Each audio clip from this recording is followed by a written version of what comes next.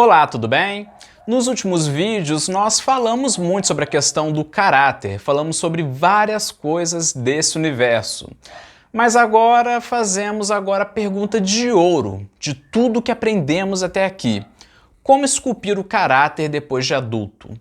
Vamos responder essa pergunta ao longo dessa nossa conversa, mas antes precisamos de uma pincelada rápida no que falamos até aqui para poder fechar toda essa conversa com chave de ouro. Então, primeiro nós contamos a história real de um famoso, o Howard Hughes, como que a infância dele formou o caráter dele e criou nele padrões destrutivos, tanto na vida dele quanto na vida dos outros, vivendo uma vida em que ele sofria muito e fazia todos sofrerem, através desses padrões criados. Depois falamos do indicador de caráter das pessoas, como avaliar isso nelas e em você mesmo, tudo como forma de se proteger e se autoconhecer. Depois falamos sobre como aprender a ler as pessoas, como interpretar o que elas dizem de fato, não o que elas querem dizer, analisando a expressão corporal, a forma de falar, podendo também avaliar o caráter dessas pessoas. Depois falamos sobre o principal motivo da incompatibilidade entre as pessoas. Falamos sobre personalidade, ou seja, sobre introversão e extroversão, as suas diferenças, os conflitos que surgem, sendo esse um ponto genético que influencia muito na sua forma de ver o mundo e como interage com as pessoas. Ó, a cachorrada hoje tá que tá. Depois, nos aprofundamos mais na influência do caráter de alguém. Falamos da parte genética, que é o tabuleiro em que define o nosso limite. Falamos também sobre o porquê ser errada a ideia de que podemos ser tudo o que nós quisermos. Falamos sobre o impacto absurdo da infância na vida adulta, ao ponto da gente internalizar tanto coisas boas quanto principalmente coisas ruins vindas dos nossos cuidadores, pois a mente da criança é um cimento fresco que pode ser moldado, mas que depois que moldado fica difícil mudar, e nisso ficam padrões que se repetem constantemente ao longo da vida adulta. Falamos também nesse mesmo vídeo sobre os hábitos que cultivamos e que também influenciam nesses padrões. Falamos das máscaras sociais que usamos como forma de esconder as nossas imperfeições perante a sociedade e destacar nossas qualidades que muitas vezes são ilusórias. Porém, todas essas máscaras possuem rachaduras pelas quais todos podem ver a nossa verdadeira essência, principalmente alguns defeitos quando ficamos estressados.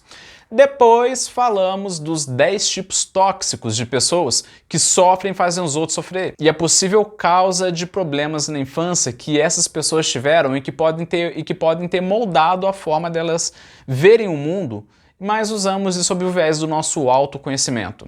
Se você está confuso e caiu aqui de paraquedas e não sabe do que eu estou falando, essa, na verdade, é uma série chamada Viagem Interior, o caminho para o autoconhecimento, que você pode ver uma playlist que vai estar aqui embaixo aqui na descrição ou então no card final desse vídeo. Mas vale lembrar que esse vídeo não tem a finalidade terapêutica, até porque também eu não sou psicólogo. O objetivo é compreender a nossa verdadeira natureza humana, tal como ela é, e lapidar ela de uma forma realista através do autoconhecimento. Mas agora que falamos disso tudo, vamos agora fechar com chave de ouro essa parte do caráter. Respondendo a pergunta, como mudar o nosso condicionamento depois da infância, logo na fase adulta? Eis a questão, mas de cara já tem uma notícia não muito boa. Então, é que é uma mudança que não é muito fácil e nem todo mundo consegue depois de certa idade, pois é algo que cristaliza, como por exemplo alguns idosos. E a pessoa, quando ela não quer mudar, não adianta que ela não muda mesmo. Quantas vezes eu já vi juízes fazendo internação compulsória de dependentes químicos em que nenhum se curou? Quantas vezes eu já vi pessoas com narcisismo patológico iniciando terapia porque foi forçado pela família, pela esposa ou marido, sob ameaça de divórcio, ou até pelo emprego, mas que logo depois que a poeira baixou, abandonou o tratamento. Digo isso porque a mudança de certos padrões comportamentais que são muito enraizados na gente já é difícil por natureza, mas se a pessoa não quer mudar, aí fica impossível mesmo. Mas quando a pessoa quer mudar, como que ela pode fazer tal mudança? A princípio, eu já te aviso que não existe receita de bolo. Aliás, se eu tivesse uma receita de bolo eficiente para isso, eu estaria milionário, pois é um problema que sempre pegou a humanidade em todas as suas épocas, em que eu poderia estar ganhando muito dinheiro vendendo isso. Mas que apesar de não ter receita de bolo, tem caminhos que podemos seguir e que pode muito bem favorecer a gente nessa jornada. Segundo Robert Greene, em seu livro As Leis da Natureza Humana, que não tem tradução em português, ele dá algumas orientações que falamos muito aqui nos vídeos anteriores, para você poder estar começando a fazer agora. Em primeiro lugar, entender a questão da personalidade, sabendo se localizar melhor entre a introversão e a extroversão, pois são dois modos de ver e interagir com o mundo. São modos bem diferentes e que mostram as nossas fontes de ansiedade, a nossa sensibilidade ao mundo externo, a forma como interagimos com os outros. São termos complicados, eu sei, mas eu já falei disso aqui no canal, nesses vídeos lá atrás, só você procurar aqui que você vai achar. Depois, tentar ver as suas inclinações naturais, que nada mais são do que os assuntos que você realmente ama, que você gosta de verdade e que faz parte da sua natureza, faz parte da sua essência. E tentar também ver a sua infância, analisar ela sob a ótica da educação que você recebeu, vendo as influências positivas e negativas que os seus pais ou cuidadores deixaram em você e que até hoje te influenciam. Mas isso não é uma análise muito fácil de fazer e muitas vezes é legal ter o acompanhamento de um profissional, um terapeuta, para poder estar te ajudando nisso. Mas é necessário ver esses padrões com o máximo possível de honestidade, vendo seus pontos fracos, suas limitações, seus medos, suas inseguranças, suas fontes de ansiedade, estresse e outras coisas. Tudo isso para tentar separar e ver bem a diferença entre quem você verdadeiramente é e quem é o personagem que você criou para viver em sociedade, separando você da sua autoimagem, que muitas vezes é uma imagem distorcida e que já falamos muito aqui nesses vídeos anteriores e que dispensa mais comentários. Quando você consegue ter essa visão de você mesmo, você consegue agora dar 2 passos atrás antes de tomar qualquer decisão, que você sabe que é o seu padrão, evitando assim cometer alguns erros que você sempre comete. Mas claro que seria muita ingenuidade minha falar que você pode mudar todos os seus padrões. Aliás, a pessoa que promete isso ou é uma ingênua ou é uma charlatona querendo vender cursos caros na Hotmart. Coisa que vai fazer bem só para ela, óbvio, pois é impossível mudar todos os padrões internos de uma pessoa.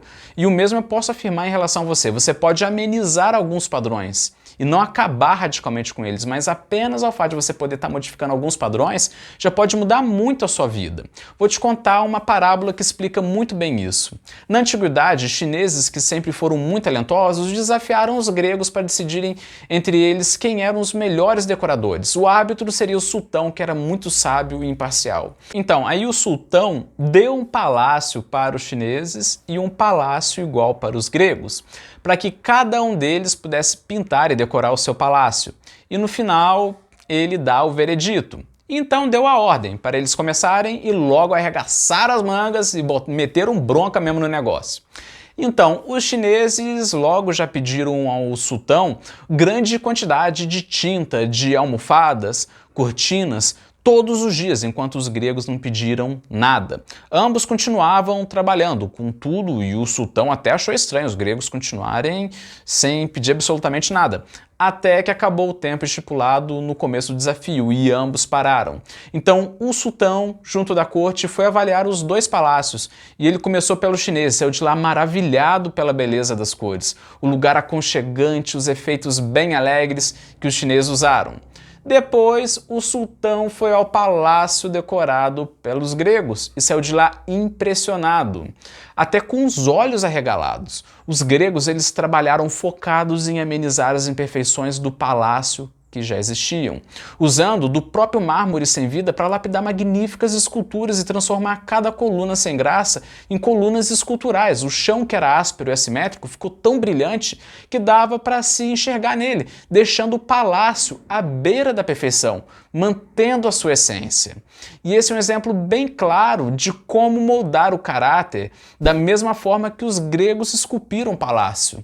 Por isso que eu sempre digo que não podemos negar a nossa própria natureza, mas também não podemos nos limitar a ela. O seu objetivo não é ser uma outra pessoa, mas sim ser completamente você mesmo, vendo a sua essência, a sua verdadeira fonte de poder e gerar valor para você mesmo, para a sociedade, exercendo o seu potencial, sua vocação. Vocação essa que, em sua etimologia, que é a origem da palavra, significa vocação, significa o chamado de Deus.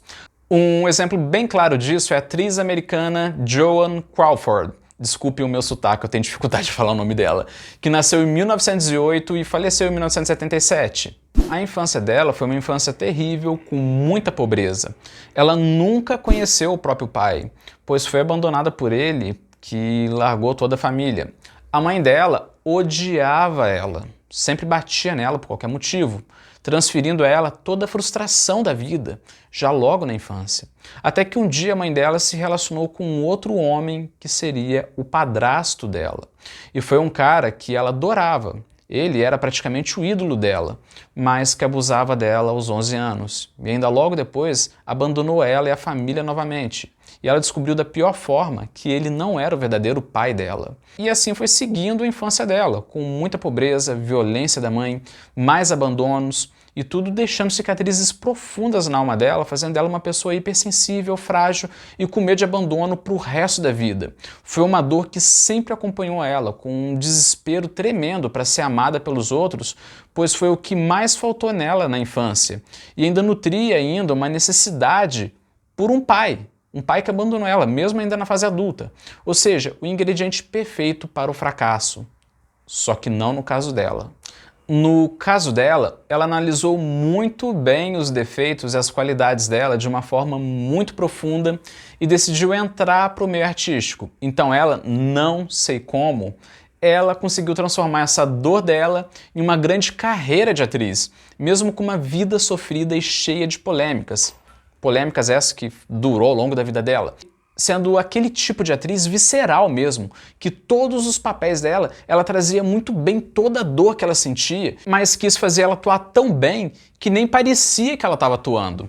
A atuação dela era uma atuação tão poderosa que muitas mulheres ao redor do mundo se ligavam fortemente a ela quando viam ela nas telas do cinema, convertendo essa dor, essa mágoa, essa necessidade de ser amada, que foi o que ela não teve na infância, convertendo em uma atuação e ao mesmo tempo conseguindo algo não muito recomendado, mas que com ela deu certo, em que ela via os diretores a figura paterna que ela não teve, mas que com ela deu certo, vendo nos diretores a figura paterna que ela não teve, mas que ambos se respeitavam bastante e tinha muita empatia entre eles, ao ponto de trabalharem super bem alinhados, fazendo excelentes filmes juntos. Ela, para você ter noção, ela era tão fodástica que foi uma das pouquíssimas atrizes que conseguiu sair do cinema mudo e se adaptar ao cinema audiovisual.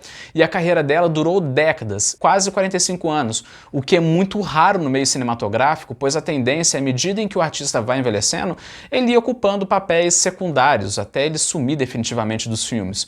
O que com ela foi um pouco diferente devido à atuação fantástica dela. Sendo essa a busca de todo e qualquer ser humano, usando a sua dor como sua vocação. Como a gente estava falando, eu acho que foi no penúltimo vídeo sobre os tipos tóxicos. Se você é do tipo de pessoa que é um rebelde implacável, em vez de você ficar na internet arrumando confusão, se comportando como um adolescente, fazendo pirraça, xingando todo mundo de machista, de sexista, de nazista, por causa de um comentário que te magoou, ao invés disso, o que você acha de ajudar a abrir uma ONG que receba vítimas de violência doméstica? Sei lá, vira um advogado ou advogada especialista nisso, ou psicólogo ou psicóloga especialista em atender vítimas que vivem desamparadas. Você vai estar usando a sua dor de uma forma construtiva. Use a sua dor para construir ao invés de destruir.